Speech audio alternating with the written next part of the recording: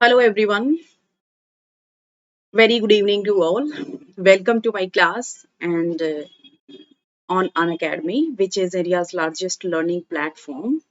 So guys, आज का जो हमारा टॉपिक होगा वो होगा मॉडर्न हिस्ट्री ऑफ इंडिया से and in this section I will take today British conquest of Bengal. किस तरीके से बंगाल को ब्रिटिशर्स ने जीता था, आज इसकी हम पूरी कहानी सुनेंगे। इसकी जो है हम पूरे के पूरे डायमेंशंस आज सारे कवर करेंगे, ठीक है। और ये वाला जो टॉपिक है ये प्रीलिम्स पॉइंट ऑफ व्यू से बहुत ही इम्पॉर्टेंट है। जनरली यहाँ से क्वेश्चंस जो है आते हैं। रियली वेरी इंपॉर्टेंट टॉपिक है। जैसे ही यूरोपियन पावर्स हमारे देश में आती हैं एक ट्रेडर बनके, किस तरीके से ब्रिटिशर्स एक पॉलिटिकल पावर के रूप में यहाँ पर इमर्ज होते हैं, तो ये सारी स्टोरी मैं आपको एकदम सीक्वेंस से पढ़ाऊंगी। और इट्स माय गारंटी कि अगर आपने ये लेक्चर देख लिया तो आपको फिर कुछ और देखने की जरूरत बिल्कुल भी नहीं पड़ेगी, ना ही कोई बुक पढ़ने की जरूरत पड़ेगी, क्योंकि यहाँ पर वो सारी अंडरस्टैंडिंग आपको क्लियर हो जाएगी, ठीक है। जो भी आपके अंदर डाउट्स है सब क्लियर हो जाएंगे। तो प्लीज आप जो है इस लेक्चर को पूरा देखें, पूरा अटेंड करें, ठीक है। So let's begin, right. So guys, ये यहाँ पर देख रहे हैं ना आप, ये बंगाल का ये फोर्ट विलियम जो है बना हुआ है, जो ब्रिटिशर्स ने बनाया था, right. So crack UPSC CSC general studies with India's largest learning platform. और अगर आप प्लस सब्सक्रिप्शन लेते हैं तो आपको एक्सेस मिल जाएगी unlimited live and recorded courses की अलोंग विद पीडीएफ। यहाँ पर आपको पीडीएफ्स भी मिलेंगी, ठीक है, क्योंकि राइटिंग प्रैक्टिस भी तो आपको करनी है ना, ठीक है। और वो भी इंडिया के बेस्ट एजुकेटर्स ने आपके लिए बनाई है। Is that clear to you, right. And ये देखिए अनअकैडमी आपके लिए एक कॉम्बैट लेकर आया है, the most competitive gamified UPSC CSC battle is here. और ये 6 दिसंबर से स्टार्ट हुआ था, जिसमें ऑलरेडी एक पेपर हो चुका है और अभी 20 दिसंबर को होगा।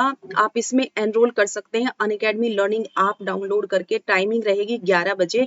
इसमें आपको 60 क्वेश्चंस पूछा जाएगा और 45 मिनट का टाइम होगा। जब आप अनअकैडमी लर्निंग ऐप डाउनलोड करेंगे तो उसमें आप एनरोलमेंट करने के लिए मेरा रेफरल कोड किरण1 अप्लाई करेंगे, ठीक है। इसके लिए आपको जो है कोई भी कॉस्ट पे करने की जरूरत नहीं। This is completely free of cost, बल्कि इसमें आपके लिए बहुत अमेजिंग प्राइजेस हैं। और ये देखिए, जब आप स्कोर के अकॉर्डिंग अगर आप फर्स्ट सेकंड और थर्ड पोजीशन पर रहते हैं तो these are the amazing prizes है for you. Apple MacBook, Apple iPad mini, Apple airports. और देखिए इसके अलावा आपको 1000 रुपीज तक के Amazon वाउचर्स यहाँ पर दिए जाएंगे, जो कि टॉप 100 रैंकर्स होंगे, राइट गाइज। और इसके अलावा जो है आपका जो कॉन्फिडेंस जो बिल्डअप होगा वो एक अलग चीज है, राइट। देखिए ये पूरा का पूरा जो है यहाँ पर फॉर्मेट आपके लिए रहेगा। एंड जब आप सब्सक्रिप्शन के थ्रू चले जाएंगे बच्चे, तो आपको यहाँ पर डेली लाइव क्लासेस कराए जाएंगे और एग्जाम सिलेबस के अकॉर्डिंग ही आपको यहाँ पर पूरा का पूरा कोर्स कराया जाएगा। आप अपनी परफॉर्मेंस को कैसे एनालाइज करते हैं, इवेलुएट करते हैं, आपकी परफॉर्मेंस को चेक करने के लिए यहाँ पर टेस्ट सीरीज भी होती है, जिसे आप ज्वाइन कर सकते हैं। वो सब्सक्रिप्शन के साथ ही आपको यहाँ पर मिल जाएगी और आपके लाइव टेस्ट भी होंगे, क्विजेस भी होंगे, ठीक है। और एक ही सब्सक्रिप्शन से आपको सारे कोर्सेज का एक्सेस यहाँ पर मिल जाएगा। देखिए गाइस, ये होगा इस तरीके से। अनअकैडमी लर्निंग ऐप जब डाउनलोड करेंगे तो यूपीएससी सीएससी कैटेगरी आएगा। अगर कोई दिक्कत आपको होता है तो आप मुझे पर्सनली कांटेक्ट भी कर सकते हैं। This is my Telegram link. आप मुझे इस टेलीग्राम पर आप मुझे किरण मैम के नाम से भी सर्च कर सकते हैं, ठीक है। और इस लिंक पर आप मुझे कोई भी कंसर्न मैसेज कर सकते हैं। और इस वीडियो के डिस्क्रिप्शन बॉक्स में मेरा अनअकैडमी प्रोफाइल आपको मिल जाएगा। आप मुझे यहाँ पर फॉलो भी कर सकते हैं। यहाँ पर भी मैंने अपने प्रोफाइल पर भी मेरी जो स्पेशल क्लासेस होती हैं, मैंने यहाँ एंशियंट इंडिया के लिए, मेडाइवल इंडिया के लिए, मॉडर्न इंडिया के लिए, आर्ट एंड कल्चर के लिए सारे के सारे वीडियो यहाँ पर बनाए हैं। आप यहाँ से मेरे वीडियो भी देख सकते हैं और पीडीएफ भी डाउनलोड कर सकते हैं, right. And this is about me, my self is Kiran and I am post graduate in English literature and I appeared 2 times in UPSC civil services interview and political science and international relation. This is my optional and this is you can see here, right. So आप किसी भी guidance के लिए जो है मुझसे contact कर सकते हैं। There are 100 plus top educators here for you to guide you, ठीक है। And in fact they are undoubtedly an ocean of knowledge. Is that clear to you guys, right? And आप इनसे गाइडेंस ले सकते हैं जो आपकी प्रिपरेशन में जो है एक जो है संजीवनी बूटी की तरह काम करेंगे, ठीक है। और ये देखिए ये जो कोर्सेज हैं आपके लिए अपडेटेड कोर्सेज आपके लिए आते रहते हैं। जब आप सब्सक्रिप्शन ले लेंगे तो ये कोर्सेज आपको यहाँ पर बेसिक टू एडवांस लेवल तक मिलेंगे ताकि आपकी प्रिपरेशन में आपको एक बूस्ट मिल सके। देखिए एनसीईआरटी की summary, ecology, environment, optional courses, science and technology, Indian economy, current affairs, each and everything you will get here. जो यूपीएससी की रिक्वायरमेंट है, ये जनरल स्टडीज के लिए जो आपके सब्सक्रिप्शन है, इसमें 2 प्लान होते हैं, एक प्लस और एक आइकॉनिक। प्लस कोर्स आपको 1 मंथ से 3 इयर्स तक अवेलेबल। अगर आप वेरी फर्स्ट अटेम्प्ट में क्लियर करना चाहते हैं तो आपको एक प्रॉपर गाइडेंस की जरूरत होगी जो हम अनअकैडमी पर आपको प्रोवाइड कराई जाएगी। और ये फीस स्ट्रक्चर है आपके लिए, लेकिन आपको ये भी पे करने की जरूरत नहीं है। आप मेरा रेफरल कोड अप्लाई करिए और आपको 10% ऑफ यहाँ पर मिल जाएगा। और जब आप यहाँ पर सब्सक्रिप्शन के थ्रू जब आप इन कोर्सेज को पढ़ेंगे तब आपको पता चलेगा, ठीक है। आप भूल जाओगे सारी चीजें और आपको ये लगेगा कि आपने एकदम से सही जगह पर ही जो है स्ट्राइक किया है, राइट। और ये आइकॉनिक है जो 1, 2 और 3 साल के लिए अवेलेबल है गाइस, ठीक है। इसमें आपको एक एक्स्ट्रा फैसिलिटी क्या मिलेगी, आपको एक पर्सनल कोच मिलेंगे जो आपकी स्टडी प्लान करेंगे और आपको एक पर्सनल फीडबैक भी यहाँ पर देंगे। इस फीस स्ट्रक्चर में भी देखिए आप मेरा रेफरल कोड अप्लाई करेंगे तो ऑब्वियसली आपको 10% ऑफ यहाँ पर हो जाएगा। और ये ऑप्शनल के लिए, अब ऑप्शनल सब्सक्रिप्शन अलग कर दिया है। कई बच्चे अकेला ऑप्शनल करना चाहते हैं, कई बच्चे अकेला जीएस करना चाहते हैं। तो 1 ईयर के लिए आपको जिसकी फीस है 27,500, लेकिन आप मेरा रेफरल कोड किरण1 अप्लाई करेंगे तो यू हैव टू पे जस्ट 24,750, ठीक है। इस तरीके से आप अपनी प्रोसीडिंग कर सकते हैं। सो लेट्स बिगिन, ठीक है। तो आज का जो हमारा टॉपिक है बच्चे, ठीक है, very good evening again to all of you and welcome to my class. फटाफट से आप लोग आ जाइए और आज हम अपना टॉपिक करेंगे। देखिए बेटा, आज का जो ये हमारा टॉपिक रहेगा, इसके सबसे पहले मैं आपको वैल्यू पॉइंट्स बता दूं, है ना। मेजर वैल्यू पॉइंट्स कौन से हैं, ठीक है। यानी कि इसमें हमारे जो है क्या क्या डायनामिक्स होंगे, है ना, क्या क्या जो है यहाँ पर डायमेंशंस हम लोग पढ़ेंगे, ठीक है। जैसे ब्रिटिश कॉन्क्वेस्ट ऑफ बंगाल को कंप्लीट स्टडी करने के लिए हमें कहाँ से कहाँ तक इसको पढ़ने की जरूरत है, ठीक है। तो ब्रिटिश कॉन्क्वेस्ट यानी कि ब्रिटिशर्स जो थे जब वो इंडिया में एक ट्रेडर बनकर आए तो किस तरीके से उन्होंने सबसे पहले बंगाल जो उस टाइम का सबसे प्रॉस्पर, सबसे रिच, सबसे वेल्दी जो है रीजन हुआ करता था, उस पर इन्होंने किस तरीके से अपना एक पॉलिटिकल होल्ड बना लिया था। और यहाँ बंगाल से इन्होंने अपनी जो है जर्नी शुरू की थी डोमिनेशन की। और किस तरीके से जो है ये करते करते करते जो है हमारे पूरे के पूरे देश में इन्होंने एक ब्रिटिश इंडिया या ब्रिटिश एम्पायर के नाम से जो है अपने आप को इस्टेब्लिश कर लिया था, ठीक है। तो आज की हमारी जो है चर्चा का क्या टॉपिक होगा, ब्रिटिश कॉन्क्वेस्ट ऑफ बंगाल। इसको हम एकदम डिटेल में पढ़ेंगे बच्चे और ये सारे डायमेंशंस इसमें आ जाएंगे। तो क्या क्या हमारे मेजर वैल्यू पॉइंट्स होंगे, सबसे पहले हम क्या जानेंगे, हम जानेंगे भाई ईस्ट इंडिया कंपनी के बारे में, जो क्या थी, जो थी उस टाइम पे एक एमएनसी, ठीक है, मल्टीनेशनल कंपनी जिसको कहते हैं। बहुत ही ध्यान से बहुत फोकस करके समझना है ना। UPSC is all about the understanding कि आप किसी पॉइंट के बारे में कितना जानते हैं, ठीक है। तो उसके बेसिक से लेकर एकदम उसके एडवांस लेवल तक का जो है आपको पता होना चाहिए, यही यूपीएससी की रिक्वायरमेंट होती है, ठीक है। तो ब्रिटिश कॉन्क्वेस्ट ऑफ बंगाल में सबसे पहले हम लोग पढ़ेंगे बैकग्राउंड ऑफ ईआईसी। जनरली सबको पता ही होता है, ठीक है, लेकिन फिर भी हमने यहाँ पर चैप्टर में जोड़ा है। हम बेसिक से लेकर एडवांस लेवल तक जाएंगे, है ना। तो बंगाल को किस तरीके से उन्होंने पॉलिटिकली जीत लिया था, किस तरीके से उसको जीता, उस पर विजय पाई, कौन से दौर से वो गुजरे, है ना, वो सारा का सारा हम यहाँ पर कवर करेंगे, राइट। तो बैकग्राउंड पढ़ेंगे ईस्ट इंडिया कंपनी का। उसके बाद जैसे ही ईस्ट इंडिया कंपनी आई तो ब्रिटिशर्स एंड मुगल एम्परर से किस तरीके से इनका कांटेक्ट होता है, ठीक है। तो इंटरेक्शन देखेंगे कि जब ब्रिटिशर्स आए तो मुगल एम्परर्स के साथ इनके कैसे रिलेशन थे, किस तरीके का इंटरेक्शन रहा, राइट। उसके बाद, ठीक है, तो क्या क्या इंटरेक्शन हुआ, कौन कौन से मुगल एम्परर्स थे जिनसे इनका इंटरेक्शन हुआ, किसने इनको कौन से प्रिविलेज दिए, है ना, कौन से नहीं दिए। और उसके बाद देखिए ये स्पेशली हम बंगाल के रेफरेंस में पढ़ेंगे बच्चे, ठीक है। इससे पहले बंगाल से पहले ये कहाँ कहाँ पर थे वो सारी चीजें हम यहाँ पर कवर करेंगे, ठीक है। और फिर देखिए इनका ब्रिटिशर्स का बंगाल के नवाब के साथ क्या इंटरेक्शन था, ठीक है। आपको पता ही है जो लेटर मुगल्स थे उसके टाइम पर जो उनके नवाब नॉबल्स हुआ करते थे वो बहुत ही कुछ नॉबल्स जो थे वो बहुत पावरफुल बनकर उभरे थे और उन्होंने बंगाल और ये बंगाल को जो है एक इंडिपेंडेंट, जैसे बंगाल हुआ, हैदराबाद हुआ, अवध हुआ, कर्नाटक हुआ, है ना, कुछ इस तरीके के 18th सेंचुरी एडी में जो है कुछ इंडिपेंडेंट स्टेट्स यहाँ पर उभरे थे जिसमें बंगाल भी था और जहां पर नवाब सबसे बड़ा पॉलिटिकल हेड हुआ करता था, रूलर हुआ करता था।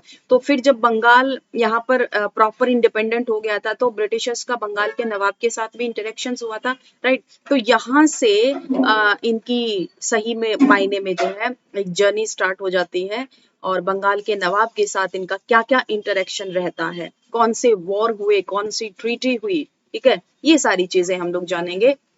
And after that, Battle of Plassey 1757, ठीक है, that is historic event and very decisive event in the history of modern India, right, जहां पर ये तय हो गया था कि now Britishers are going to rule India. जिस इस बैटल ने जो है ये डिसाइड कर दिया था कि now Britishers are going to rule India. और बैटल ऑफ बक्सर फिर होता है जब 1764 में, जिसने ये डिसाइड कर दिया था कि अब जो है इंडिया के सामने कोई ब्रिटिशर्स के सामने इंडिया में कोई ऐसी सेंट्रल अथॉरिटी, कोई ऐसी प्रोविंशियल अथॉरिटी नहीं बची हुई है जो उसका सामना कर सके। तो इस ब्रिटिश बैटल का क्या सिग्निफिकेंस है ये सारी चीजें मैं आपको यहाँ पर क्लियर करूंगी। और उसके बाद आता है ट्रीटी ऑफ इलाहाबाद 1765, है ना, जिसने पूरी तरीके से जो है पॉलिटिकली हेड ब्रिटिशर्स को बना दिया था। क्या क्या प्रोविजन थे इलाहाबाद ट्रीटी के, किसके किसके बीच में हुई थी, ये सारी चीजें हम लोग यहाँ पर जानेंगे। उसके बाद हम लोग जानेंगे ड्यूअल एडमिनिस्ट्रेशन ऑफ बंगाल, है ना। तो ये था ड्यूअल एडमिनिस्ट्रेशन, किसने किया, क्यों किया, क्या क्या प्रोविजन थे, और फाइनली जो है फिर ड्यूअल एडमिनिस्ट्रेशन की समाप्ति हो जाती है। ये चीजें भी मैं आपको बता दूंगी, है ना। एबॉलिश हो जाता है और एबॉलिश होते ही रेगुलेटिंग एक्ट ऑफ 1773 आता है, जो किस चीज को यहाँ पर शो करता है, जो इस चीज को बताता है, इस चीज को बताता है, इस चीज को बताता है कि India is now politically under the domination. Now India politically under domination of Britishers, ठीक है। पहली बार ऐसा हुआ था कि ब्रिटेन की पार्लियामेंट से कोई कानून पास होकर आया और जिसने हमारे देश पर रूल किया, ठीक है। तो एक तरीके से रेगुलेटिंग एक्ट जो था ना, उसने एक पॉलिटिकल पावर को रिकॉग्नाइज किया था ईस्ट इंडिया कंपनी, ठीक है। मतलब एक हक दिया था, एक मान्यता दी थी कि now you are the politically head और पॉलिटिकल पावर ऑफ इंडिया, ठीक है। अब आपको किसी से कोई परमिशन लेने की जरूरत नहीं है, किसी से आपको जो है कोई एग्रीमेंट साइन करने की जरूरत नहीं है, कोई रेंट पे करने की जरूरत नहीं है। अब you are the political head and you are the trader, do whatever you want. So in this way, so all these series we have to know about that how Britishers conquest of made a conquest of Bengal. Is that clear to you? ठीक है। I think आपको ये एक basic मैंने summary type में सारी चीजें बता दी। अब हम एक एक पॉइंट को जो है यहाँ पर लेकर चलेंगे ताकि आपको सारी चीजें और अच्छे से क्लियर हो जाए, right guys. So let's start with next. और जिस भी स्टूडेंट को कोई डाउट होता है बच्चे, तो वो क्लास खत्म होने के बाद मुझे इस पर कमेंट कर दें और आई विल रिप्लाई, ठीक है। सो फटाफट से आप सारे लोग आई थिंक जुड़ गए हैं काफी बच्चे, और background of east India company जानते हैं, ठीक है। तो ईस्ट इंडिया कंपनी बेसिकली क्या थी, ये थी ब्रिटेन में एक एमएनसी मल्टीनेशनल कंपनी जिसको कहते हैं उस टाइम पे, ठीक है। आपको पता है England is the centre, England was the centre of industrial revolution, ठीक है। तो यहाँ पर इंडस्ट्रियल रिवॉल्यूशन हुई थी और इंडस्ट्रियल रिवॉल्यूशन ने क्या किया था, बहुत सारी एमएनसीज को बनाया था। यानी कि यहाँ पर बहुत सारे बिजनेस टाइकून्स, इकोनॉमिक हाउसेस जो है यहाँ पर बने, राइट।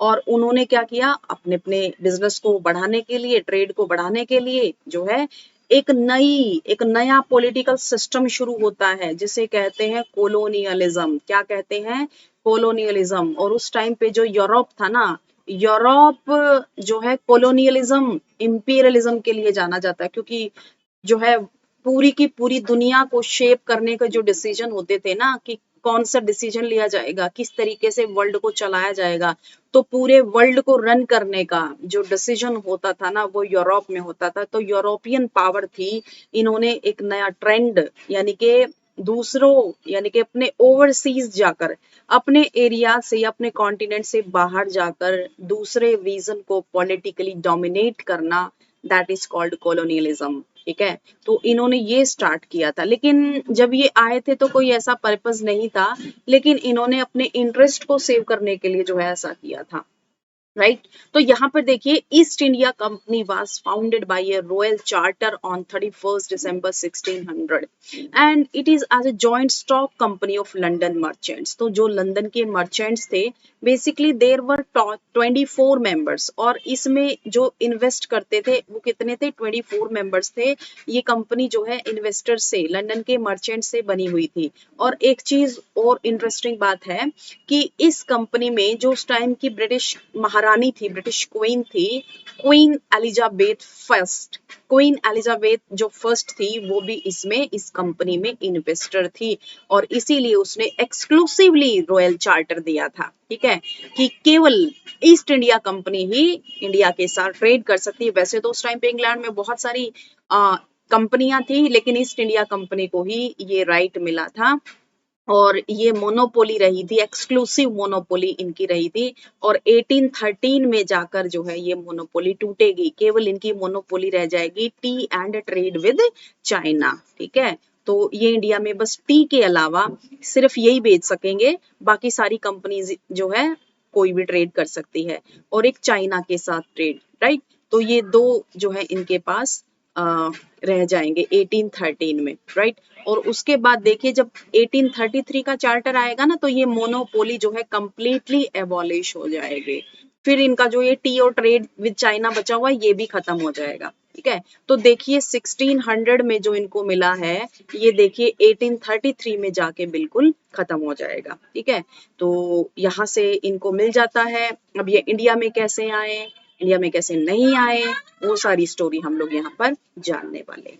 ठीक है, उसके बाद देखिए, no mandate was given. No mandate का मतलब होता है बच्चे ऑर्डर, है ना, कोई भी लीगल ऑर्डर उसे मैंडेट कहते हैं। Right, no mandate was given at that time to carry on conquest और कॉलोनाइजेशन। जब ये ट्रेड एज ए ट्रेडर्स ये इंडिया में आए थे, they don't have any political intention कि वो जाएंगे इस तरीके से प्लासी का युद्ध लड़ेंगे, नवाब के साथ लड़ेंगे, जो है मुगल एम्पायर के साथ लड़ेंगे और पॉलिटिकली डोमिनेट कर लेंगे, इस तरीके की कोई इंटेंशन नहीं थी। दे हैव जस्ट इकोनॉमिक और trade intention. Right, and company formally started trading in India from 1613 after settling scores with Portuguese। तो ये सारी चीजें, ये बेसिक बैकग्राउंड है ना। आपको बहुत ज्यादा फैक्चुअल जानने की जरूरत नहीं है, एकदम से जो वो एक एसएससी वाला अप्रोच होता है ना, यहाँ पर यूपीएससी की आपको अप्रोच पता होनी चाहिए। ऑब्जर्वेशन आपकी क्या है, you must have focused on the main point. Observation आपकी क्या, you have to focus on that thing. Is that clear to you? So main चीज पर हम लोग चलेंगे, तो ये पॉइंट बहुत इंपॉर्टेंट होता है कि नो मैंडेट वाज गिवन, या द ब्रिटिशर्स हैड और the European traders had no political intention when they came to India for a trading purpose. Is that clear to you? Right, they don't have any colonization intention. Is that clear to you? And next we are moving now. Okay, now we are going to start British and Mughal emperors. Okay, तो यहाँ पर basically आप एक चीज देखिएगा कि जो Mughal emperors थे, 3 मुगल एम्परर्स से जो है इनका जनरली मतलब जहांगीर से जो है इनका स्टार्टिंग होता है। एक चीज आप याद रखिएगा, जब ईस्ट इंडिया कंपनी यहाँ पर बनी थी तो उस टाइम पर अकबर मुगल एम्परर हुआ करते थे। ठीक है, तो East India Company was formed when Akbar was the Mughal emperor. Right, ठीक है, तो आई थिंक बच्चे ये थोड़ा सा यहाँ पर थोड़ा सा ये फैक्ट बच्चे थोड़ा सा माइंड से स्लिप हो गया है, इसको आप एक बार चेक करना बच्चे। ठीक है,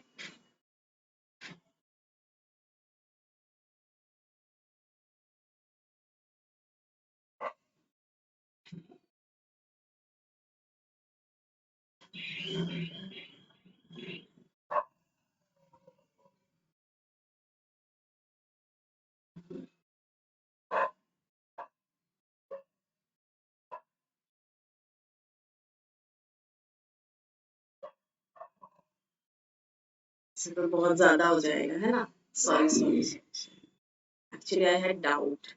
आई थिंक 1605 से 1627 this was the ruling period. Okay. 1605 this was written wrong. Okay.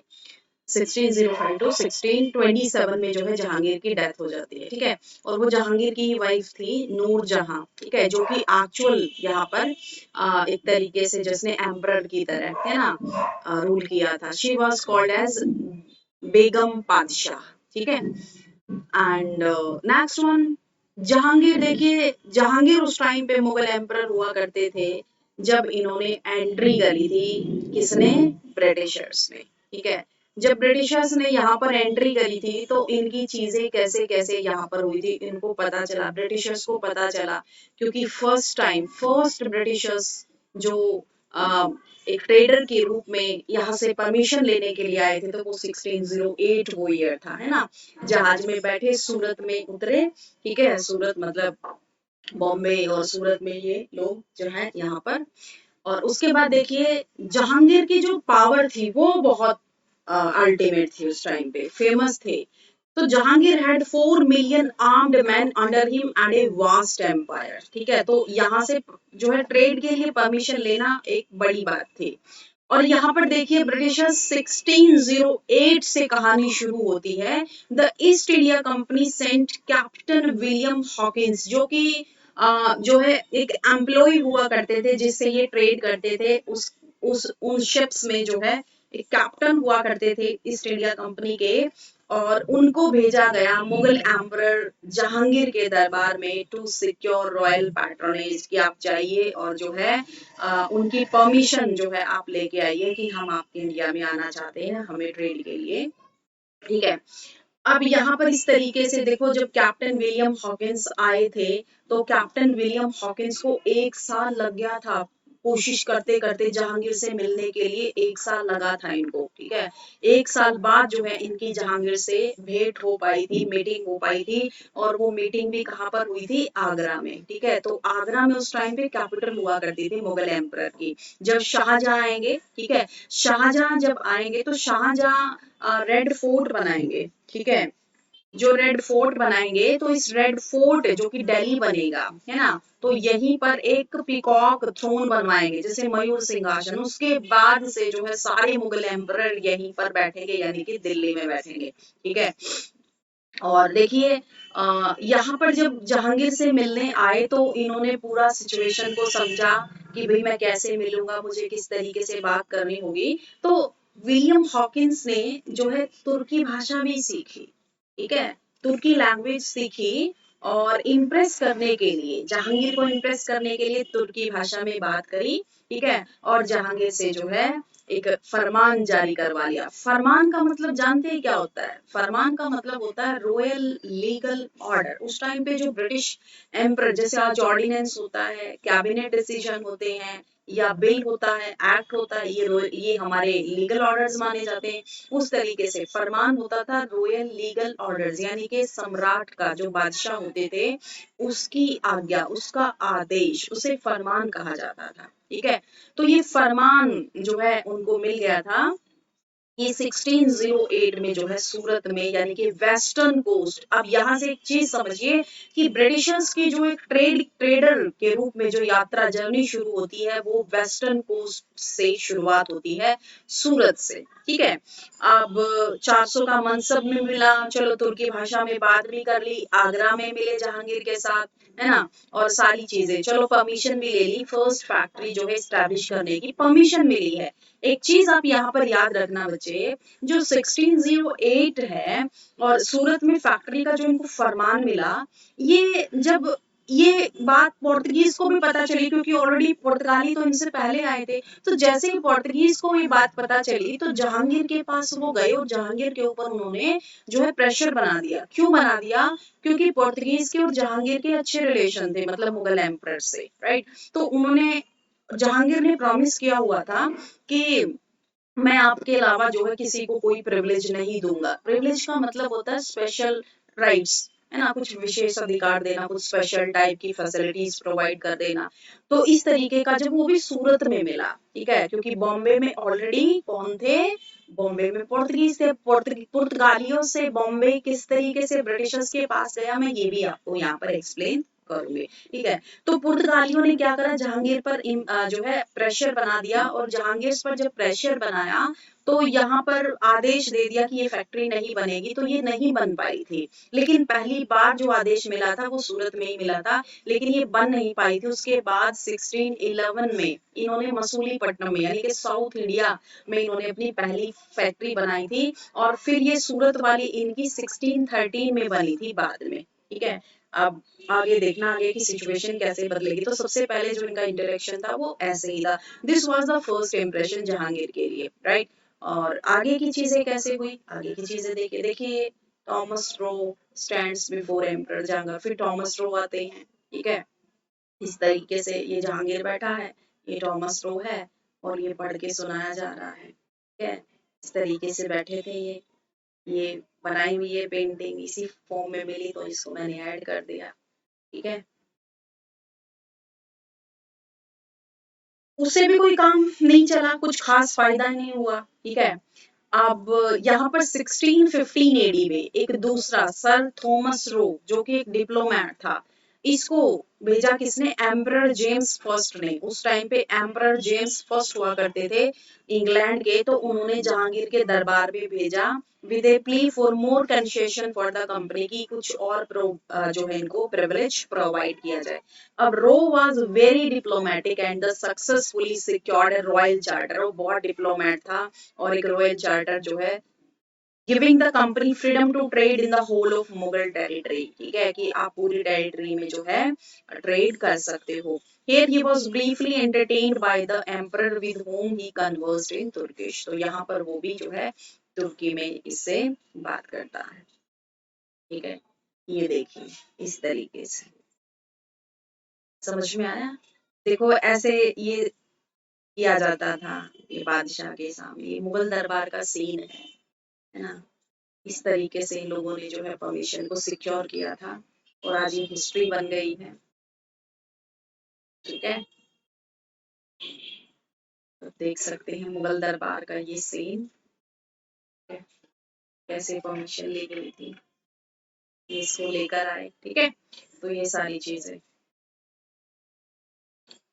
अब देखिए, चलिए जो है 1608 और 1615 हॉकिंस और जो है रोगा, यहाँ पर एपिसोड खत्म हो जाता है। उसके बाद क्या होता है, east India company further expanded it's space and flourished, though it also faced challenges from the Portuguese, the Dutch and the French। अब चलो यहाँ पर इनको ब्रिटिश जो मुगल एम्परर थे वहां पे तो इनको आज मिल गई, लेकिन इनके सामने दूसरी यूरोपियंस भी तो चैलेंज थे, पोर्तुगीज थे, डच थे, क्योंकि पोर्तुगीज ने इनकी सूरत में 1608 में फैक्ट्री नहीं बनने दी, ठीक है। यहाँ से भी ईस्ट इंडिया कंपनी के मन में आया कि इसको तो हम उखाड़ फेंकेंगे, और धीरे धीरे आपको जो है इस चीज की नॉलेज भी है ना, पढ़ा हुआ होगा, ये भी मैं आपको पूरा कंप्लीट सीरीज से बता दूंगी, किस तरीके से पोर्तुगीज को निकाला, कैसे डच को निकाला, और कैसे फ्रेंच को निकाला, ठीक है।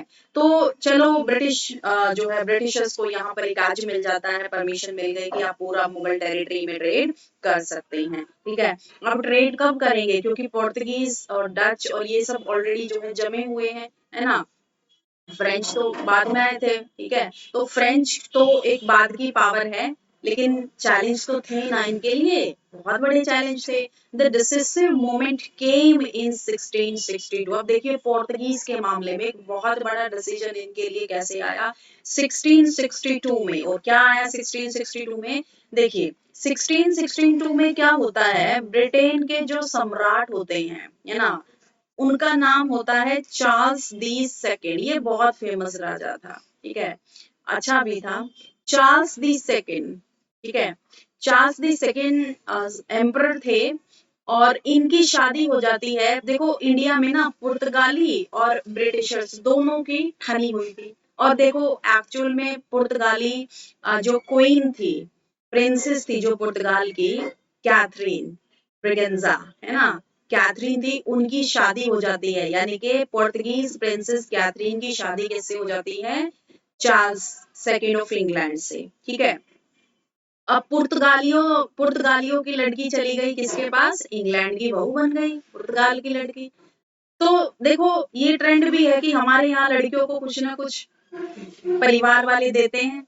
तो यहाँ पर चार्ल्स दी सेकंड जो दामाद बन गया था पुर्तगालियों का, तो पुर्तगालियों ने अपने दामाद का पता है कैसे स्वागत किया। शादी हो रही है इंग्लैंड और पुर्तगाल के बीच में, दहेज दिया गया क्या, बॉम्बे, है ना। तो पुर्तगालियों ने Charles the second of England को बॉम्बे में, क्योंकि बॉम्बे इनके पास था, कि हमने आपको बॉम्बे दहेज में दे दिया, डॉरी में, है ना। तो अब इनको मिल गया डॉरी, है ना। इसका मतलब अब इंग्लैंड के दामाद को बॉम्बे मिल गया, है ना। अब इंग्लैंड के दामाद को, सॉरी, ये पुर्तगाल के दामाद को जब बॉम्बे दहेज में मिल गया, तो आगे चलकर जो है बॉम्बे किसको दे दिया, ईस्ट इंडिया कंपनी को लीज पर। देखो, है ना। देखो ऐसा होता है, मतलब कहाँ की कहाँ शादी, और दहेज में किसको दिया जा रहा है। तो हमारी मुंबई को, जो आज मुंबई है, उसको दहेज में चार्ल्स दी सेकंड को दे दिया। और फिर ये इंग्लैंड का था, इसने किसको दे दिया, ईस्ट इंडिया कंपनी को। अब Charles the second of England receive the island of Bombay as dowry, तो डॉरी के रूप में दहेज मिला, which he immediately gave to East India Company in 1668 में for 10 pounds per year, ठीक है। अब 10 पाउंड्स पर ईयर में दे दिया, और इस तरीके से जो है पुर्तगाल से इस चीज का बहुत विरोध किया गया था, है ना, कि ऐसा मत करो। पुर्तगालियों ने, जो पुर्तगाली ट्रेडर थे, उन्होंने इस चीज का काफी काफी प्रोटेस्ट किया, विरोध किया कि नहीं नहीं देना है। लेकिन देखिए बिना बात के ही बॉम्बे जो है अब ब्रिटिशर्स की झोली में आ गया, और इस तरीके से पुर्तगालियों को की पावर जो थी वो वीक हो गई, क्योंकि बॉम्बे जो था ना, वो वेस्टर्न कोस्ट का सबसे इम्पोर्टेंट पोर्ट हुआ करता था, और बॉम्बे उस टाइम पे ब्रिटिश, तो इसने इस घटना ने भी ब्रिटिशर्स को इंडिया में बहुत मजबूती दी थी, और पुर्तगालियों को वीक किया था, ठीक है। तो ये चीज आप याद रखिएगा, इसको आप आंसर्स में भी अगर आता है तो कोट कर सकते हैं, ठीक है।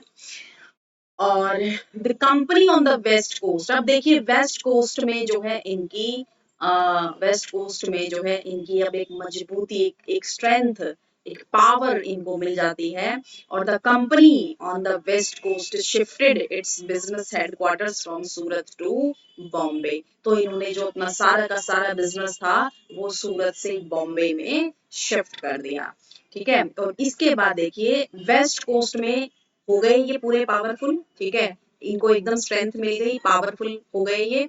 अब देखिए 1639 एडी में east India company obtained the lease of the city of Madras from the local king, where it built Fort Saint George to protect its factory। अब साउथ में इनको कैसे, देखो 1611 में इन्होंने मसूलीपट्टनम को तो बनाया ही था, इसके अलावा फिर 1613 में इनको ईस्टर्न कोस्ट में भी मिल गया था, यानी कि जैसे उड़ीसा में, है ना, उड़ीसा में इनको मिल गया था ट्रेड करने के लिए जगह। और यहाँ पर देखिए मद्रास में 1630, ये यही वो मद्रास होगा जिसकी जिसकी वजह से जो है आगे कार्नेटिक वार्स होंगे, है ना, क्योंकि एक तरफ ये मद्रास होगा और दूसरी तरफ जो आज चेन्नई है और पुडुचेरी में जो है फ्रेंच होंगे, और फिर इसी मद्रास और पुडुचेरी को लेकर ब्रिटिशर्स और फ्रेंच के बीच कार्नेटिक वॉर्स होंगे, राइट। और यहाँ पर देखिए later Madras was made the south Indian headquarters of India, west coast में इनका हेडक्वार्टर बन गया बॉम्बे, और साउथ में बन गया मद्रास, ठीक है। और ईस्टर्न कोस्ट, ईस्टर्न जो कोस्ट होगा, ईस्टर्न वाला, है ना, जैसे ये, चलो एक चीज, एक मैप बना के मैं आपको समझाती हूँ।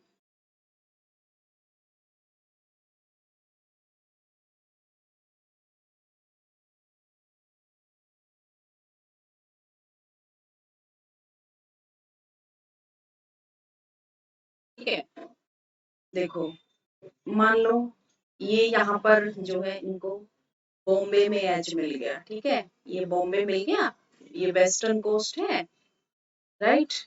और उसके बाद देखिए मद्रास, साउथ इंडिया में एज मिल गया इनको, ठीक है। और वैसे भी मद्रास यहीं कहीं है कोस्ट पे ही, ठीक है। कोस्टल है, और उसके बाद ये ईस्टर्न कोस्ट है,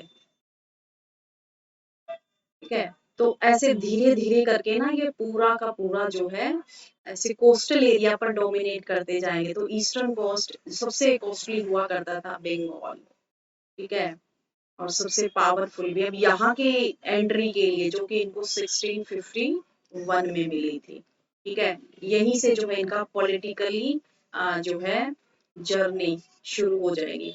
पॉलिटिकली जर्नी जो आज हमारा टॉपिक है ये यहीं से शुरू होगा, राइट गाइस। तो यहाँ तक क्लियर है आपको। आफ्टर दैट अब देखो आज जितने मिल गए हैं इनको, राइट, ये यहाँ पर इनकी सेटलमेंट हो गई है। अब इन्होंने आगे कैसे एक्सपेंड किया, देखो वेस्टर्न कोस्ट अभी आप याद रखिएगा, और साउथ एज मिल गई परमिशन लेते लेते, ठीक है, कुछ दहेज में मिला, कुछ दान में मिला, कुछ लड़ाई झगड़े, है ना, इस तरीके से ये अपने आप को जो है मजबूत करते चलेगा। एक्सपेंशन कैसे हुआ, ईस्ट में कैसे एक्सपेंशन हुआ। अब after establishing its factories in south and west coast the company started to focus on east India, particularly Bengal. अब इन्होंने बंगाल पे फोकस किया, है ना, बंगाल इनकी आंखों में खटक रहा था कि किसी तरीके से यहाँ हम, क्योंकि बंगाल बहुत प्रॉस्पर रिच रिच रीजन हुआ करता था, ठीक है, और एक सिग्निफिकेंट प्रोविंस था मुगल एम्पायर का। और यहाँ पर देखो the governor of Bengal Shujauddaula in 1650 AD, Bengal का जो गवर्नर, ये चीज आपको याद रखने की जरूरत है कि बंगाल में इनको देखो ये बेसिक, ये एक एकदम से आपका मतलब एक फाउंडेशन पॉइंट है, ये बेसिक पॉइंट है आपका ये, ठीक है, इसको आप याद रखोगे। बंगाल में ब्रिटिशर्स को किस तरीके से आज मिला था, उस टाइम पे बंगाल के गवर्नर हुआ करते थे। जब बंगाल ब्रिटिश ये मुगल एम्पायर के डोमिनेशन में हुआ करता था, तो वहां पर गवर्नर अपॉइंट होता था, एक गवर्नर होता था और एक दीवान होता था। तो गवर्नर जो था वो सुजाउद्दौला था 1651 एडी में, एंड उन्होंने क्या किया, he allowed the East India Company to carry out its trade activities in Bengal. तो मतलब बंगाल में इनको कब एंट्री मिली थी, 1651 में, ठीक है, कि वो 1650 का किससे मिली थी, सुजाउद्दौला से, ठीक है।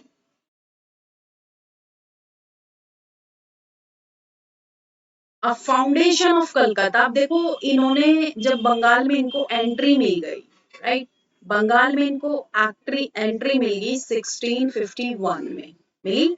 अब इसके बाद इन्होंने बंगाल में रह के कलकत्ता बनाया। जो सबसे इंपॉर्टेंट काम इन्होंने किया था वो क्या किया था, फोर्ट विलियम बनाया, ठीक है, और ये फोर्ट विलियम ही आगे चलकर कलकत्ता बना, और आगे चलकर कलकत्ता से ये क्या बना, कोलकाता, ठीक है। अब ये कैसे बना, इस चीज को समझिए, जो सबसे इंपॉर्टेंट एक्टिविटी थी। तो यहाँ पर देखिए जब इनको 1651 में ब्रिटिशर्स को परमिशन मिली थी ट्रेड करने के लिए, तो इनकी हुगली में इन्होंने सबसे पहले अपनी फैक्ट्री स्टैब्लिश की थी, right. Hooghly, a factory in Hooghly was established and 3 villages Sutanuti, Govindpur and Kalikata, Kalikata है बच्चे, ठीक है। तो इन्होंने क्या किया, हुगली में फैक्ट्री स्टैब्लिश कर ली, और Sutanuti, Govindpuri and Kalikata were purchased in 1698 AD. तो इन्होंने ये तीन गांव जो कि बहुत बड़े बड़े गांव थे, इनको परचेज कर लिया by the company to build a factory over there, एक फैक्ट्री बनाने के लिए, ठीक है। और इन तीनों गांवों का इन्होंने क्या कर दिया, फोर्टिफिकेशन यानी कि किलेबंदी कर दी, उसको प्रोटेक्ट करने के लिए, ठीक है। 1699 में ये क्या बन गया, फोर्ट विलियम, जो आगे चलकर इनके लिए एक बहुत ही political place, important political place बनने वाला है, क्योंकि यहीं पर गवर्नर जनरल ऑफ बंगाल बैठेंगे, यहीं पर फिर गवर्नर जनरल ऑफ इंडिया बैठेंगे। 1911 में जाकर जो है इनकी कैपिटल इंडिया की जो कैपिटल थी वो दिल्ली में शिफ्ट हो गई, राइट। तो foundation of Calcutta in 1690 and its fortification in 1696 were followed by the grant of zamindari rights in 3 villages of Kalikata, Sultanati and Govindpuri 2 years later, right, बन गया, कर दिया इन लोगों ने, फोर्टिफिकेशन हो गया, कलकत्ता की नींव, कलकत्ता बना दिया। ठीक है, अब देखो जब ये फोर्टिफिकेशन कर रहे थे ना, आगे चलकर इशू जानते हैं क्या होगा? इन्होंने जो ये फोर्टिफिकेशन शुरू कर दिया, ये फोर्ट विलियम जब बनाना शुरू कर दिया, तो यहाँ पर जो बंगाल का नवाब होगा वो ऑब्जेक्शन करेगा, और यहीं पर जो है एक इवेंट होगी, ब्लैक होल की इवेंट, है ना? और यही ब्लैक होल की इवेंट आगे चलकर किसका रीजन बनेगी? बैटल ऑफ प्लासी का। Is that clear to you? Right? तो सारी की सारी इवेंट जो है यहाँ पर इंटर कनेक्टेड होती है। Is that clear to you? अब ये चीजें आप याद रखिएगा, कई बार पीसीएस वगैरह एग्जाम में पूछ दिया जाता है कि कलकत्ता जो फोर्ट विलियम इन्होंने बनाया था, वो जो है कौन से 3 विलेज उसमें इंक्लूड थे, ये जनरली पूछ लिया जाता है, स्पेशली जो student belonging to West Bengal. तो generally this question is asked in that exam, right? अब उसके बाद देखिए, after the death of Aurangzeb, फरमान issued from emperor फर्रुखशियर।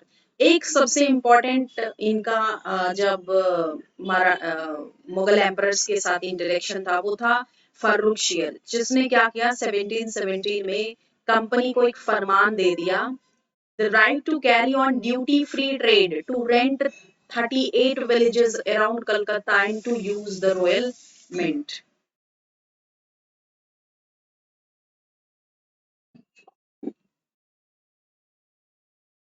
And subsequently Fort William was raised in order to provide protection around the factory.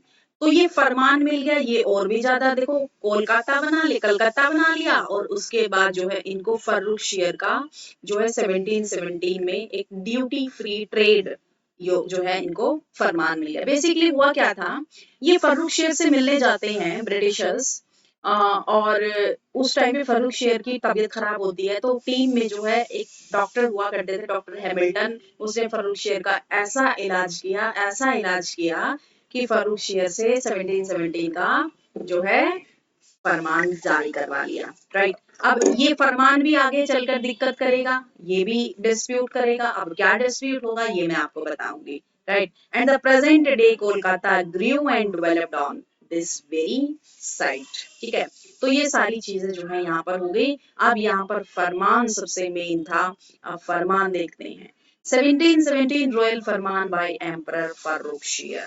It was Mughal Emperor Farrukhshir which in 1717 issued a Royal Farman, जिसे charter या एक royal order कहते हैं, granting the company important trading facilities in Bengal, which included the permission of export and import British goods in Bengal without paying taxes, कि वो British goods को बेच सकते हैं, खरीद सकते हैं, उनका आयात निर्यात कर सकते हैं।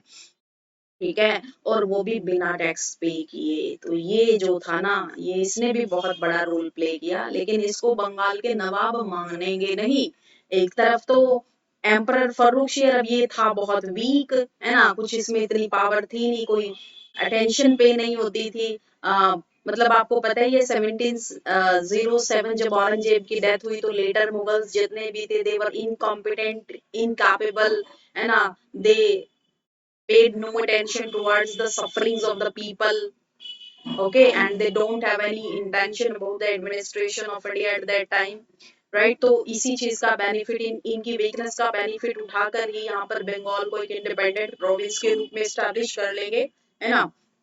तो यही चीज आएगी, ये जो है एक बोन ऑफ कंटेंशन बन जाएगा बिटवीन ब्रिटिशर्स एंड नवाब ऑफ बंगाल्स। ठीक है, अब अंडर दिस फरमान the company was authorized to issue दस्तक्स for the transportation of goods. दस्तक क्या होता है? दस्तक basically passes for free trade.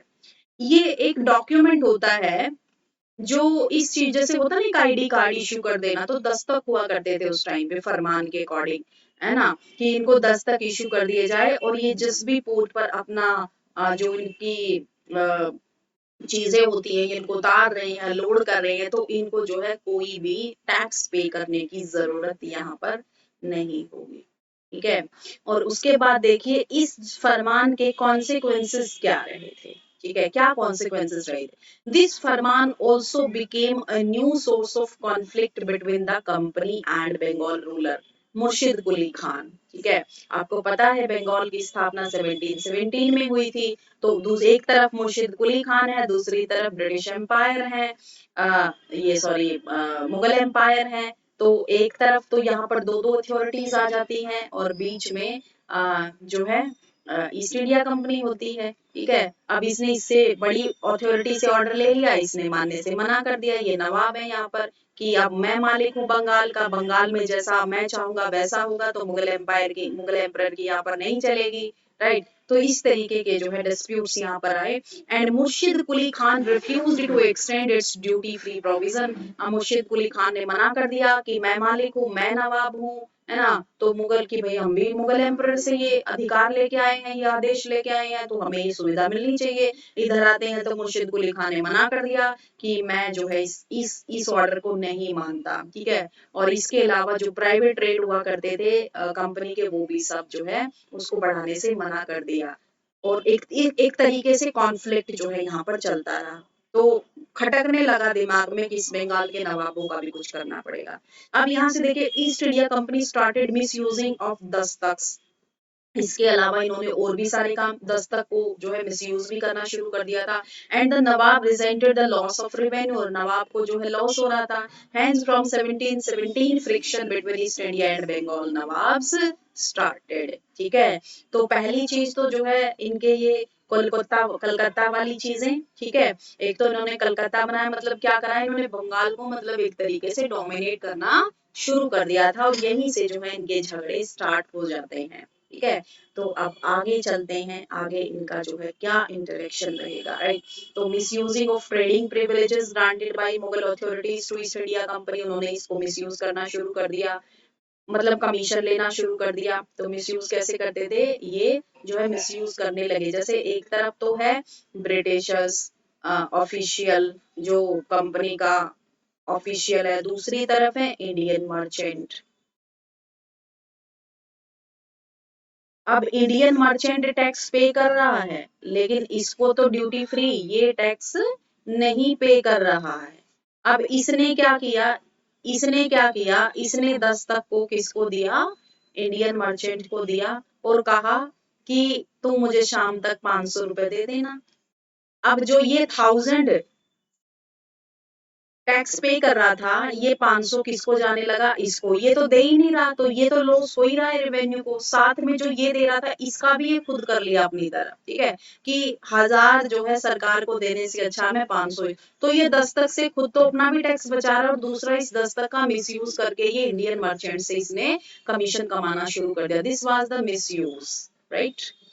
And this defrauding, इस तरीके के फ्रॉड जो है यहाँ पर करने लगे, और मुगल ट्रेजरी और जो है जो बंगाल के नवाब थे उसका जो यहाँ पर रिवेन्यू था वो गिरने लगा, और इससे जो है आगे चलकर इनके, ठीक है, दिक्कतें होने लगी।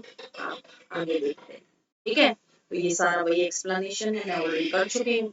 अब देखो आप, अब नवाब के साथ इनका क्या इंटरेक्शन रहा, बंगाल के नवाब का, क्योंकि बंगाल जो है इनके रहते रहते ही जो है यहाँ पर एक इंडिपेंडेंट, क्योंकि इनको 1651 में एंट्री मिली थी, और 1717 में यहाँ पर बंगाल का जो है एक इंडिपेंडेंट स्टेट के रूप में उभरता है, जिसके मालिक होते हैं नवाब। इन्होंने कहा कि अब एम्परर की यहाँ पर ब्रिटिश यानी कि मुगल्स की यहाँ पर कोई लेना देना नहीं है। राइट। अब छोटा सा मैं हिस्ट्री आपको यहाँ पर बंगाल का बता दूं। द बंगाल सूबा वाज द वेल्दीएस्ट सूबा ऑफ मुगल एम्पायर, और मुर्शिद कुली खान जो थे was made governor of Bengal in 1717. तो बंगाल का गवर्नर बना दिया मुर्शिद कुली खान को, and he had been its effective ruler since, इससे पहले ये दीवान हुआ करता था। 1700 में ये दीवान हुआ करता था, और तब से लेकर इसने अपना पूरा यहाँ पर एक होल्ड बनाया हुआ था, एक रूलर के तौर पर। Right. And taking advantage of the growing weakness of the central authority, central authority कौन थी, मुगल्स थे। तो उनकी वीकनेस का बेनिफिट उठाकर two man of exceptional ability, undoubtedly Murshid Quli Khan was a man of talent. Right. तो यहाँ पर Murshid Quli Khan and Ali Vardi Khan made Bengal virtually independent. अब 1717 में उन्होंने इंडिपेंडेंट बना लिया, और उधर से ही 1717 में जो है शेर का फरमान आ जाता है, तो ऑब्वियसली टकराव होना जरूरी है। ठीक है, तो ये उस टाइम पे जो है बंगाल हुआ करता था।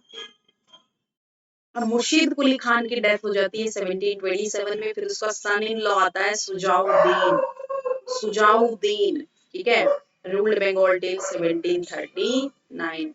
इन that year Ali Vardi Khan deposed and killed Sujauddin son Sarfraz Khan and made himself as Nawab। ये पूरी हिस्ट्री मैं आपको बता देती हूँ कि सारे के सारे जो बंगाल के नवाब है उनके बारे में मैं आपको पूरी जानकारी दे दूं। तो सबसे पहले कौन थे? मुर्शिद कुली खान थे, और 1700 में जो है ये दीवान हुआ करता था और औरंगजेब ने इनको अपॉइंट किया था। He tried to save the interest of his province by preventing the collection of revenues by the East India Company. ठीक है, क्योंकि तब तक तो दे रहे थे, औरंगजेब ने जो इनको बोला हुआ था कि आप इंटरेस्ट पे करेंगे, तो 1717 के फरमान में जाकर जो है इनको रिलीफ मिला था, और इसको भी जो है बंगाल के नवाब ने इम्प्लीमेंट होने नहीं दिया था। Murshid Quli Khan was appointed as दीवान of Bengal by Aurangzeb. Governor रहे फिर ये 1717 से 1727, राइट। इन्होंने जो कैपिटल थी वो ढाका से मुर्शिदाबाद जो है ये लेके आए थे। ठीक है, मुर्शिदाबाद ये बिहार है, ढाका, ताकि ये जो है चीजों को आराम से कैरी ऑन कर सके। He tried to save the interest of his province by preventing the collection of revenues। और इसका जो सन था Shujauddin Khan succeeded the government and annexed सूबा of Bihar to became a part. तो इसने क्या किया था, बिहार जो जिसमें मुर्शिदाबाद में जो इनकी कैपिटल थी उसको बंगाल का पार्ट बना दिया। और Murshid Quli Khan and his successor नवाब्स administered Bengal, Bihar and Orissa as independent rulers, though they continue to send revenue to Mughal emperor regularly. तो वो ट्रिब्यूट भी सेंड करते थे, मतलब कुछ अमाउंट हफ्ता टाइप है ना, ताकि वो कुछ दिक्कत इनके लिए क्रिएट ना करे, क्योंकि राजा को भी तो खुश रखना जरूरी था।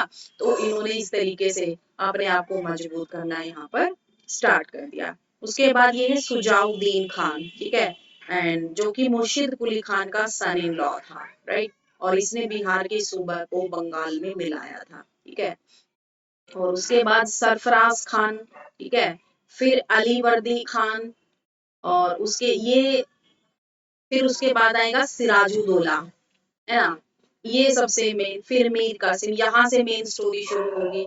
तो सिराजुद्दौला ने इंग्लिश को मना किया था कि आप अपनी फैक्ट्री को जो है फोर्टिफाई ना करें कलकत्ता में, है ना, कि भाई आपको इन्होंने कहा कि हम बचाना चाहते हैं, उन्होंने कहा मैं राजा हूँ यहाँ का, तो मुझे बोलो। ईस्ट इंडिया कंपनी क्लाइव जब हुआ करता था, है ना, तो सिराजुद्दौला ने नोटिस भेजा बार बार कि भाई मैं हूं ना, मेरे को बताओ, आई विल प्रोटेक्ट यू, मैं रूलर हूँ यहाँ का, मतलब वाई यू आर फोर्टिफाइंग, तो इनकी पावर को तोड़ने के लिए, है ना। लेकिन इनकी तो कुछ और ही इंटेंशन बनती जा रही थी, but on the refusal to comply, लेकिन इन्होंने ऑर्डर को जो है मना कर दिया था कि नहीं, हम तो कलकत्ता को में जो में हमारी फैक्ट्री उनको फोर्टिफिकेशन करना शुरू कर दिया था, मतलब फोर्ट विलियम जो कहते हैं वो बनाना शुरू कर दिया था। उसको रुकवाने के लिए जो है यहाँ पर सिराजुद्दौला ऑर्डर पे ऑर्डर करते रहे, but they paid no intention, right.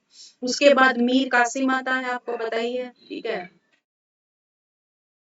Siraj-ud-Daulah के बाद जो है मीर जाफर भी आएगा बेटा, मीर जाफर आएगा, ठीक है।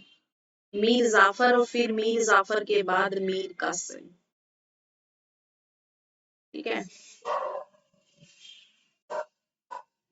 ये मीर जाफर, फिर मीर जाफर के बाद फिर मीर कासिम आएगा, फिर नजमुद्दौला इसका माइनर सन था, है ना। और नजमुद्दौला के टाइम पे ही ड्यूअल एडमिनिस्ट्रेशन को, dual system of government in Bengal को लागू किया।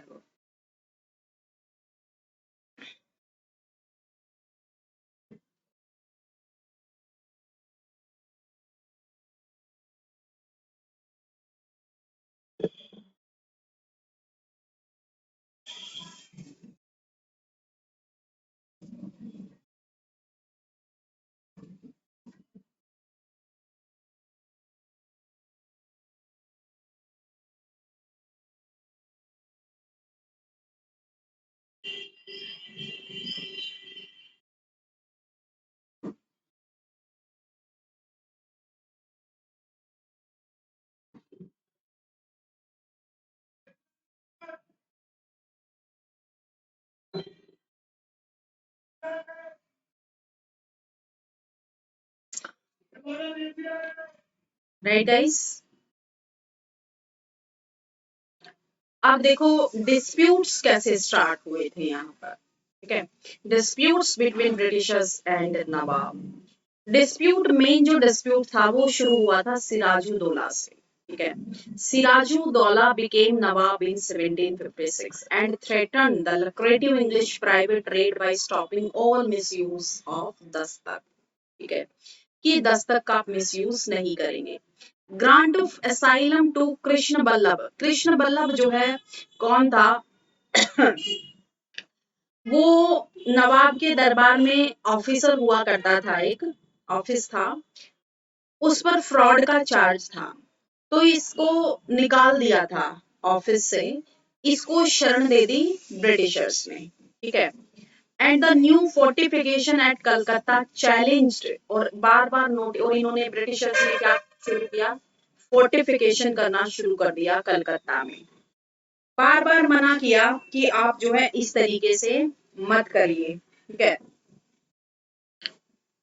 लेकिन इन्होंने स्टॉप नहीं किया उस काम को। इससे सिराजुद्दौला को जो है एंग्री हुआ बहुत, और लगा कि वो जो है नवाब और उसकी सॉवरेनिटी को चैलेंज कर रहे हैं, ठीक है। When the company failed to listen to warnings, जब बार बार वार्निंग्स देते रहे, सिराज showed strength, तो उसने अपनी, ठीक है, उसने अपनी ताकत दिखाई by taking over the factory at Kasim Bazar. Kasim बाजार में जो इनकी फैक्ट्री थी उसको टेक ओवर कर लिया। And later attack on Calcutta and it's capture on 20th जून। जो ये 20th जून था ना, देखो जून का टाइम था, जून में कितनी गर्मी होती है, संडे का दिन था, ठीक है, और 1756 का टाइम था, ठीक है। तो यहाँ पर देखो किस तरीके से इन्होंने आगे चलकर चीजों को किया, आगे समझिए, ठीक है। ये देखो ये बैटल ऑफ जो है प्लासी का सीन, ठीक है। ये क्लाइव है, रॉबर्ट क्लाइव, ठीक है। यहाँ पर देखते हैं पेंटिंग्स बनी हुई in order to show that, right. अब बैटल ऑफ प्लासी किस तरीके से होता है, जो हुआ था 23 जून 1757 को। The British victory at Plassey in Bengal, victory होती है obviously, and was a crucial event in the history of India. The British victory under Robert Clive at Plassey, जो कि बंगाल में प्लासी जगह है एक, वहां पर एक बहुत ही क्रूशियल इवेंट हुई थी हमारी हिस्ट्री ऑफ इंडिया में। ये किसके किसके बीच में हुआ था, सिराजुद्दौला जो बंगाल के नवाब थे और ईस्ट इंडिया कंपनी, ठीक है। सिराजुद्दौला की तरफ से कमांडर मीर जाफर था, और ईस्ट इंडिया कंपनी की तरफ से कैप्टन कौन था, रॉबर्ट क्लाइव। और इसके बाद जो है ह्यूज आर्मी, ऐसा मानते हैं कि 18 army man east India company के इसमें मारे गए थे, लेकिन 500 पर्सोनेल जो है वो सिराजुद्दौला के, इस युद्ध में सिराजुद्दौला को मार दिया था, ठीक है। When the black hole episode occurred, लेकिन इसमें एक्चुअल ठनाठनी कब हुई थी ना, जब एक एपिसोड हुआ था ब्लैक होल का, ठीक है। तो ये ब्लैक होल एपिसोड मैं आपको बताती हूँ क्या हुआ था, राइट।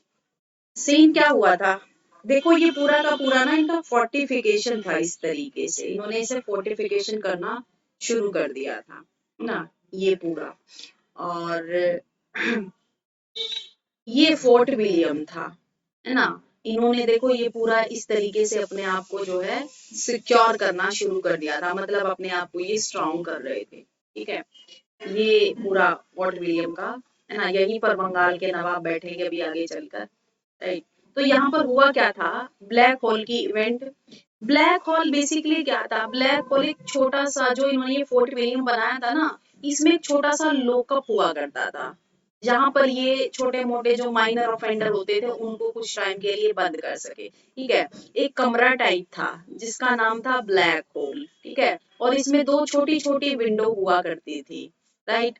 और 18 मतलब 18 16 फीट इसकी लंबाई चौड़ाई थी, 18 फीट 16 फीट, है ना। लॉकअप टाइप था ये जो इन्होंने फोर्ट विलियम में बनाया हुआ था। और British prisoners were held captive by the army. तो यहाँ पर जब इन्होंने फोर्टिफिकेशन को नहीं रोका, तो बंगाल के नवाब सिराजुद्दौला ने अटैक कर दिया था, ठीक है। और अटैक जब किया तो चीजें कैसे हुई थी, तो इसमें ब्रिटिशर्स को प्रिजनर बना दिया था इसी लॉकअप में, और वो भी तलवार की नोक पर, ठीक है। 146 ब्रिटिशर्स इसमें कर दिए थे। हॉलवेल नाम का जो है, होलवेल नाम से जो है वो लीडर हुआ करता था यहाँ पर, मतलब एक तरीके से कैप्टनशिप, जो मिलिट्री का, जो ब्रिटिश की मिलिट्री थी ना, उसका कैप्टन हुआ करता था। But this Holwell had no military experience, एकदम न्यू था, और सिराजुद्दौला एक्सपीरियंस्ड थे। और यहाँ पर जो है पूरी एक रात के लिए जो है इस कमरे में जो है 146 लोगों को जो है यहाँ पर बंद करके रखा था, इस ब्लैक होल में जो फोर्ट विलियम में था कलकत्ता में। And the Britishers had established a port and trading base at Calcutta in 1690, built Fort William to guard it.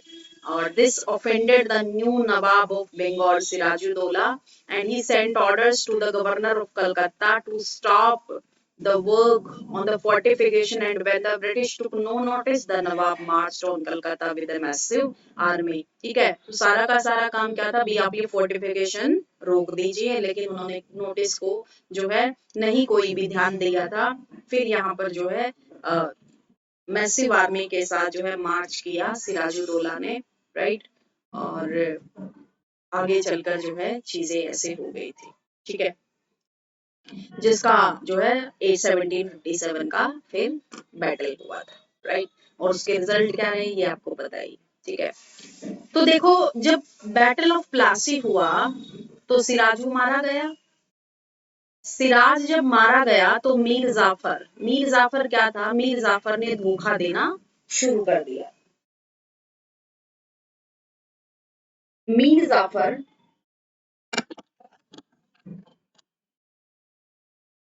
Mir Jafar ने बेसिकली क्या किया, मीर जाफर भी बंगाल का नवाब बनना चाहता था। और जब वो बंगाल का नवाब बनना चाहता था तो रॉबर्ट क्लाइव ने क्या किया, रॉबर्ट क्लाइव ने जो है ब्लैक होल वाली इवेंट से बहुत चिढ़ गया, तो इसने बदला लेने की सोची थी सिराजुद्दौला से।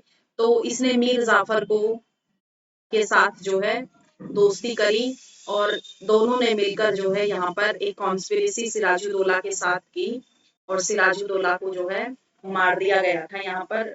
और फाइनली फिर मीर जाफर जो है यहाँ पर अगला नवाब बन जाता है, और इनको बंगाल, बिहार और उड़ीसा में फ्री ट्रेड राइट्स यहाँ पर दे दिए जाते हैं। और बार बार मीर जाफर को जो है इरिटेट कर दिया था, 1757 से 60 तक टाइम पीरियड रहा था, क्योंकि रॉबर्ट क्लाइव और दूसरे ब्रिटिश ऑफिशियल्स आकर बार बार डिमांड करते थे कि हमारा जो है इस तरीके से चीजें करिए, वैसे करिए, युद्ध की क्षतिपूर्ति, तुमको नवाब बनाने के लिए हमने लड़ाई लड़ी, हमारी कोई इंटेंशन नहीं थी, हमारा ये नुकसान हो गया, ये भरपाई करो। तो एक टाइम आता है ना, इरिटेट हो जाता, तो मीर जाफर इरिटेट हो गया, और जैसे ही इरिटेट हुआ तो मीर जाफर को रिप्लेस कर दिया किससे, मीर कासिम से, ठीक है। अब मीर कासिम ने क्या किया, मीर कासिम ने भी कुछ टाइम तो इनका जो है कहना माना, लेकिन एक टाइम होता है कि उसको भी इरिटेट कर देंगे। तो कासिम ने यहाँ पर क्या सोचा, कासिम ने यहाँ पर बेसिकली क्या किया था, कासिम ने जो ये दस्तक होता है ना, फ्री ट्रेड के लिए दिया जाता था, ये इंडियंस के लिए भी कर दिया है ना, ताकि मिसयूज को रोका जा सके।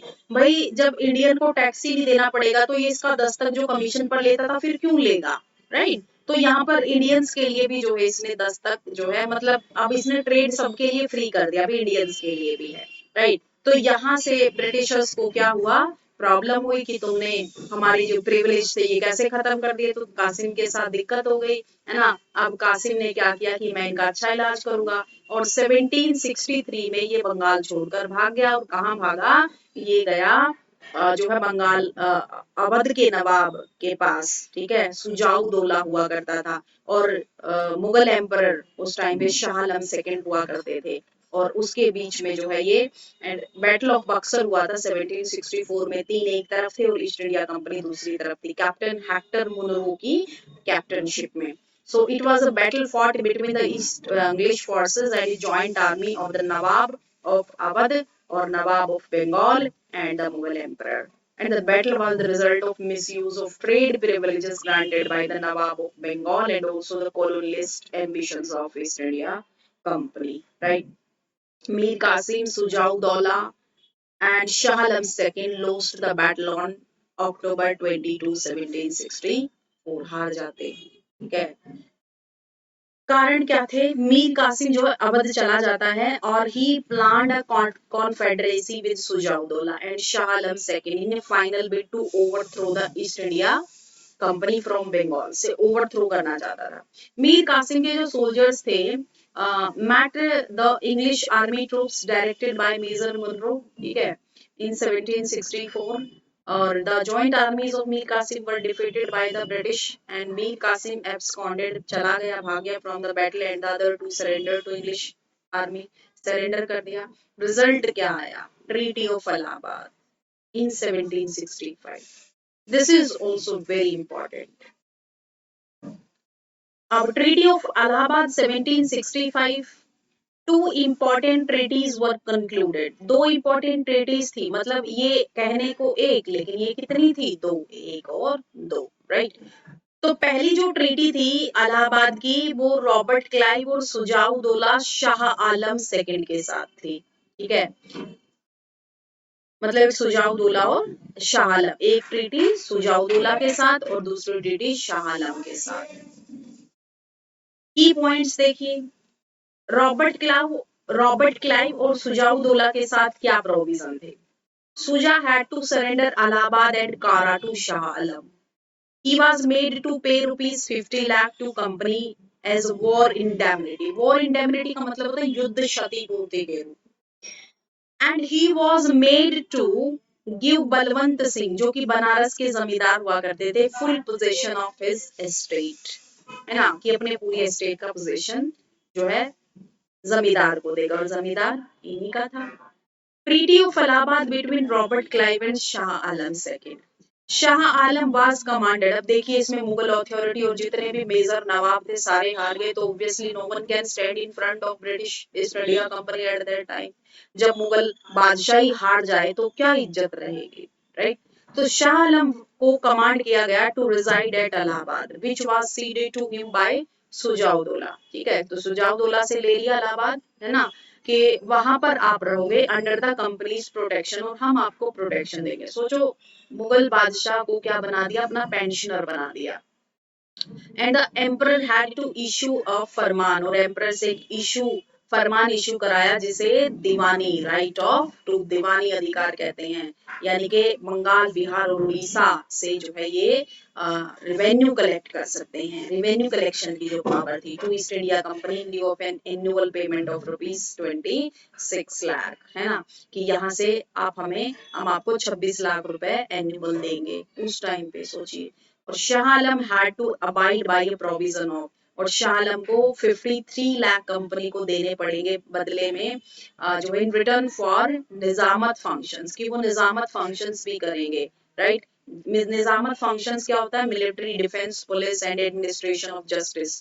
ठीक है, इन रीजंस के बंगाल बिहार और उड़ीसा में ये मिलिट्री डिफेंस की सारी चीजें करेंगे, तो इसके लिए भी तो पैसा चाहिएगा ना। तो 53 लाख मतलब एक तरफ 26 और दूसरी तरफ ये एनुअल, मतलब 26 गुना 52, 52 में 1 लाख रुपए और ऊपर। ठीक है, तो इस तरीके का मतलब सारे के सारे अपने फायदे के हिसाब से। ठीक है, और उसके बाद 1765 में जो है ड्यूअल एडमिनिस्ट्रेशन ये स्टार्ट कर देते हैं, और इसको रॉबर्ट क्लाइव ने बंगाल में इंट्रोड्यूस किया था, जो कि 1772 तक कंटिन्यू रहा था। ठीक है, and Robert Clive was the governor of Bengal during the year 1757 to 60 and also from 65 to 67। ठीक है, और आगे चलकर इसको कौन खत्म कर देता है? And in 1765 the company got rights of Diwani and the rights to collect revenue and dispensation of civil justice for Bengal, Bihar and Odisha from the Mughal emperor। ठीक है, और नवाब जो था वो उसके पास निजामत की, मतलब एक तरीके से आप ये समझिए east India company had all the power without any responsibility. ठीक है, विदाउट एनी रिस्पॉन्सिबिलिटी, मतलब कहने को बंगाल का नवाब जो है इंडियन है, सारी रिस्पॉन्सिबिलिटी उसके पास, बट विदाउट पावर। तो ईस्ट इंडिया कंपनी क्या थी? पावरफुल विदाउट रिस्पॉन्सिबिलिटी, बट नवाब कौन था? नवाब was all responsible without any power, without any power. ठीक है, तो इसी को जो है क्या कहा गया, ड्यूअल एडमिनिस्ट्रेशन।